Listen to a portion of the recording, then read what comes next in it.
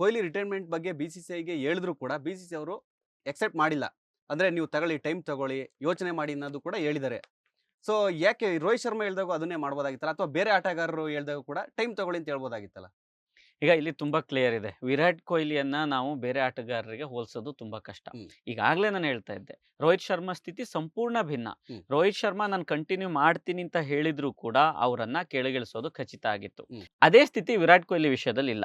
ಈಗಾಗಲೇ ಅಶ್ವಿನ್ ಸಡನ್ ಆಗಿ Australia mid series ಅಲ್ಲಿ ರಿಟೈರ್ಡ್ ಆದ್ರು. ಆಯ್ತು ಹೋಗ್ತಾ ಇರಿ ಅಂತ ಕಳಿಸ್ಕೊಟ್ರು. ಹೌದು. ಈಗ ನಮ್ಮ ಆಯ್ಕೆ ಮಂಡಳಿ ಅಥವಾ ಹೆಡ್ ಕೋಚ್ ಗಂಭೀರ್ ಇವರೆಲ್ಲರ ಮನಸ್ಥಿತಿ ಭಿನ್ನ ಇರುತ್ತೆ. ಹ್ಮ್. ಕೊಹ್ಲಿಯಲ್ಲಿ ಇನ್ನೂ ಆಟ ಉಳಿದಿದೆ ಹ್ಮ್. ಅನ್ನೋದು ಎಲ್ಲರ ಅಭಿಪ್ರಾಯ.